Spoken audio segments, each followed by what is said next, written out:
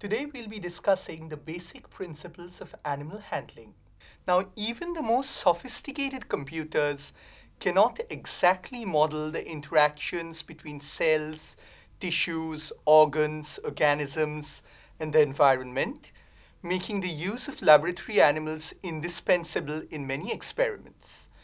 In fact, most of the medical discoveries of the 20th century have involved the use of laboratory animals in some way, and the use of laboratory animals has contributed greatly to the fields of knowledge in various fields of biology.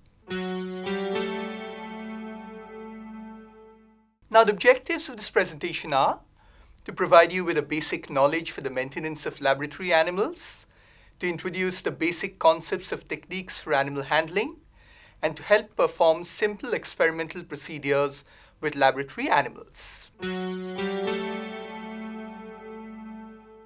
Now, various animals are used for various experiments depending upon the suitability of the animal model for that particular experiment. Among the most common animal models used in the laboratory are rats and mice. This is because rats and mice are easy to maintain. They have a short generation time, so a large number of generations can be observed, and their genetics and biology are very similar to humans. The most common rat used in the laboratory is the albino rat, or Rattus norvegicus, with the two most common strains being the Vista strain and the Sprague-Dawley strain. The Vista strain was first developed in the Vista Institute in 1906. The Sprague-Dawley strain was discovered by the Sprague-Dawley Animal Company in USA, and Sprague-Dawley rats are known for their docile temperament and calmness. In general, Sprague-Dawley rats have a longer tail compared to Vista rats. Another common laboratory animal is the mouse, Mus musculus. Mice are often used in preference to rats because they are smaller, more docile, and easier to handle. The common mice strains used in the lab include the Swiss albino mice, or the B.Sc strain, which are basically albino versions of the laboratory mouse developed from the common house mouse. C57 BL6 mice have a black coat, and they're usually less docile than their albino cousins. They also have certain characteristics which make them of extreme use in certain experiments. For example, they're extremely susceptible to pain and cold, and analgesic medications not work particularly well in these mice. You also have immunocompromised strains like the nude mouse. Sir, why are the mouse called nude mouse? As you can see, nude mice lack hair. So basically they appear nude. Also, they lack a thymus, which means their immune system is severely compromised, and they cannot be maintained in cages like normal mice. They are usually maintained in sterile environments within an isolator. Guinea pigs were formerly the laboratory animal of choice for most animal experiments. And in fact, in English, you have the term a guinea pig for the subject of an experimentation or a test. Now, guinea pigs were formerly the principal animal model used in laboratory experiments. However, now they have largely been replaced by rats and mice. Guinea pigs are still used as models for particular diseases like tuberculosis and scurvy, and also in studies in reproductive biology, as their placenta is very similar to humans. New Zealand white strains of the rabbit, or Ictolagus cadiculus, are used in preference to other strains because they are more docile and comparatively more hardy. Rabbits are used for testing irritants as their skin is very sensitive to irritation. They're also used as models for study of diabetes and in insulin assays. Tilapia, or Oreochromis mozambica, is one of the principal fish models used in aquaculture. It's also used in studies of toxicology and in studying endocrine disrupting chemicals. The zebrafish, Danio, is another common fish model which is used in studies of vertebrate developmental biology. Zebrafish have transparent embryos, so their development can be easily observed. Drosophila melanogaster, or the fruit fly, are amongst the most important models for study of genetics, molecular biology, and developmental biology. Do you know how many pairs of chromosomes Drosophila possess? 4 pairs. Yes, Drosophila possess 4 pairs of chromosomes, 1 pair of sex chromosomes, and 3 pairs of autosomes. Animals should be housed in separate rooms or animal houses with adequate ventilation and proper maintenance of temperature and humidity. Usually temperatures are maintained between 18 to 30 degrees Celsius and relative humidity is maintained between 30 and 70%. Appropriate light-dark cycles must also be maintained. Regular sanitation for removal of pests and microorganisms is necessary in animal houses, and animals should be supplied daily with nutritionally adequate food and water unless otherwise required for experimental purposes. Feeding and watering devices should be regularly cleaned, and the food should contain sufficient amounts of crude protein, crude fiber, crude fat, carbohydrates, vitamins, and minerals. Rats, mice, guinea pigs, and rabbits are usually maintained in cages. Rats and mice are maintained in cages made of polycarbonate with stainless steel wire grids on top, and they are provided with sufficient bedding material to keep them dry. This bedding material should be of a substance which is not normally consumed by the animal. It should be able to absorb ammonia and other wastes. It should be non-toxic, and bedding material will need to be changed regularly. For rats and mice, this can be 1 to 3 times per week, depending upon the population density in the cage and on whether litters are being produced. Guinea pigs and rabbits are often maintained in wire cages as well. Rats and mice can be fed a variety of foods, but usually in the laboratory, they are fed commercial pelleted food. Mice consume approximately 15 grams of food per 100 gram body weight per day. Tilapia and zebrafish are maintained in aquaria with adequate aeration and usually a 5 to 10% daily water change. Temperatures are maintained with the help of heaters regulated by thermostats. Drosophila are maintained in vials, usually in agar media, with supplements like cornmeal, starch, sugar, and yeast. Assessing the health in the animals and their welfare is essential, and this involves regular inspection of an animal's physical condition. Now, the postures of animals might tell a great deal about their state of health. For example, mammals which are healthy have bright eyes and a well-groomed coat. On the other hand, the hunched posture, ruffled fur, the loss of hair or alopecia, and swellings like tumors are indications of poor health. Fish in poor health tend to gasp at the surface and often swim with their fins clamped to their bodies. Animals should also be weighed regularly. This gives an indication of their health as well as allows them to get used to handling. Now, a number of animals of the same species are used in experiments. So it is necessary to identify specific individuals so that you can distinguish between control and treated animals. This is often done by marking with dyes, as you can see here. For example, carbon fuchsin or crystal violet. These dyes are dissolved in alcohol for quick drying and applied to regions of the fur or skin which are easily visible. Fish are usually marked with methylene blue on the anal or caudal fins. Animals can also be identified permanently by inserting microchips. In this case, the animals are briefly anesthetized and the microchip is usually inserted between the scapulae. Now, it is important to determine the sex of animals before performing certain experiments.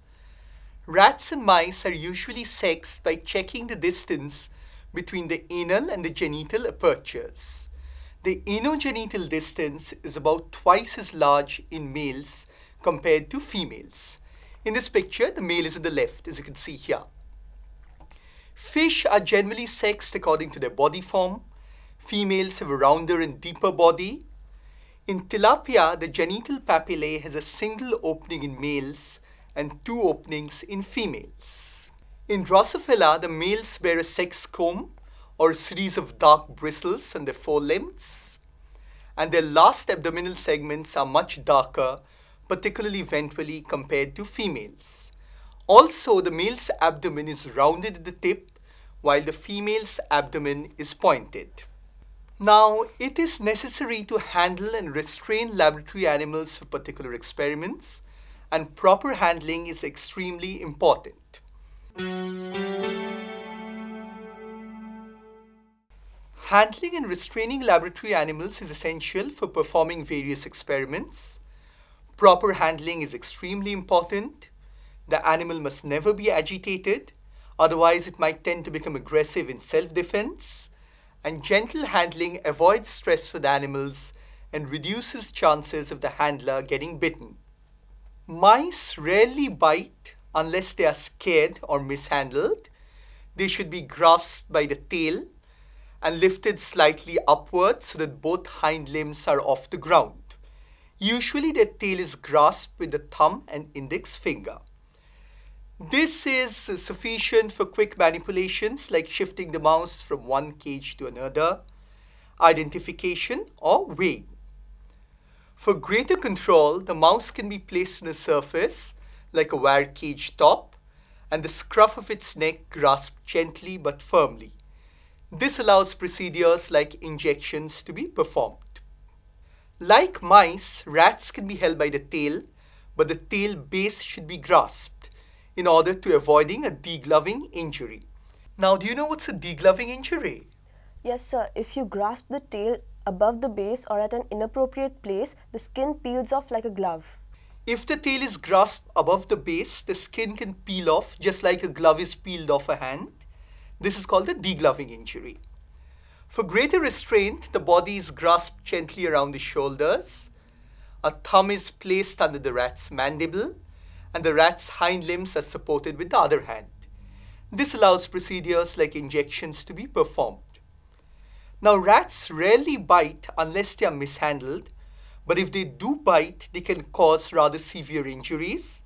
Also, rats object to being grasped by the scruff of their neck. So, if you try grasping rats by the scruff, they would immediately attempt to bite. Guinea pigs rarely bite, but they are easily scared and they tend to wriggle and squeal. They can be lifted with one hand grasping the shoulders, while the other hand supports the hindquarters to prevent injury to the back. Rabbits are readily stressed, and aggressive rabbits may attempt to bite or scratch. Rabbits should be grasped by the scruff of their neck with one hand, while the other is placed under their rump to support their weight. Rabbits and guinea pigs can also be restrained by securely wrapping them within a towel. Tilapia and zebrafish are usually caught using nets, taking care not to snag their fins or injure them in any way. Drosophila are usually collected from culture vials by anesthetizing them, often using ether. Small paint brushes are usually used for maneuvering the flies under the microscope. Now, various procedures can cause pain in laboratory animals. Anaesthesia refers to a state of unconsciousness which prevents laboratory animals from feeling this pain. For brief procedures, local anesthetics like Novocaine, that is procrane hydrochloride, can be used either by injection or as a spray. For more complicated procedures, general anesthetics are used. These might be volatile like ether, chloroform, or isoflurane, or these might have to be injected like barbiturates. Now, euthanasia is resorted to where an animal has to be sacrificed for collection of blood, tissue samples, or organs, or otherwise for diagnostic or ethical purposes. Euthanasia should be done in a manner that ensures the death is as painless and distress-free as possible, with minimum psychological and physiological stress. An overdose of many general anesthetics can cause euthanasia. Also, in the case of many small mammals, Euthanasia is caused by cervical dislocation, that is dislocation of the vertebral column between the skull and the atlas. This is done when the use of anesthetics are inappropriate for that particular experiment. Collection of blood and administration of various substances are necessary for experiments. Now, non-terminal collection of blood is usually performed from the lateral tail vein in mice and rats and from the ear vein in rabbits and guinea pigs. Sir, if you draw blood multiple times, what is the maximum amount of blood you can draw at one time? Usually, if you're drawing blood multiple times, not more than 1% of the total blood present in the animal is drawn every 24 hours. Now, drugs or other experimental substances can be incorporated either by injection or by oral administration. Oral administration could involve mixing the substances in food or water. In the case of fish, substances can also be mixed in the water of the aquarium.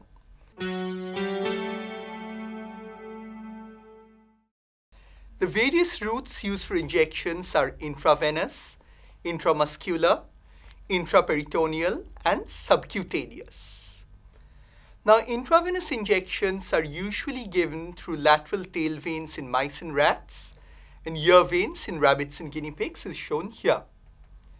The area to be injected is usually rubbed with a gauze pad dipped in warm water to dilate the blood vessels, cleaned with 70% alcohol, and the injection is given. In intraperitoneal injections, the substance is injected into the body cavity.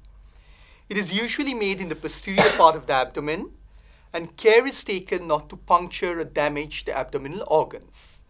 Before giving the injection again, the area which is to be injected is cleaned with 70% alcohol. In subcutaneous injections, material is injected into the subcutaneous layer beneath the dermis.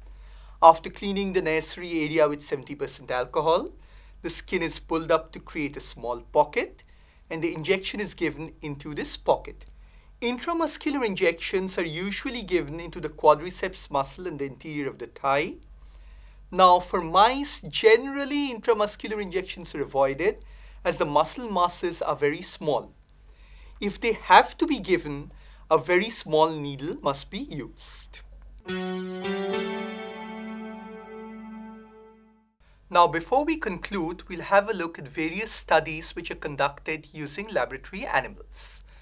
Mice, rats, guinea pigs, and rabbits are variously used as models in biomedical research for various physiological and pharmacological studies and for drug testing. Embryonic stem cells can also be isolated from mice. Tilapia are used as models in aquaculture and for toxicology studies. Zebrafish are used as models in developmental biology. Drosophila are used as models in genetics and in molecular and developmental biology, as the genes controlling development are very similar in Drosophila and humans. Various biochemical parameters can also be assayed from animals in the laboratory. In vivo experiments are still necessary to understand how animal bodies function, and laboratory animals continue to remain an indispensable part in biological research. Maintenance of animals should be in accordance with CPC-SCA, a Committee for Purpose of Control and Supervision of Experiments on Animals, guidelines. Institutes should have ethical committees for animal research and policies governing experimentation on animals.